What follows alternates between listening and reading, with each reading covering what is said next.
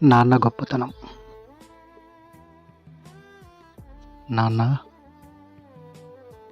నేను ఇప్పుడు వేస్తున్న అడుగులు ఎంత దూరం వెళ్ళినా అవి మొదటి అడుగు వేసింది మీ చెయ్యి పట్టుకొని,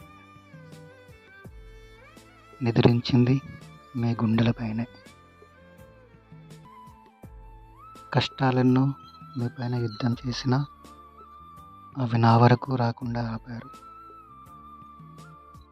మీరు నిరుపేదగా బతికినా నన్ను ఒక రాజకుమారుడిలాగా పెంచారు.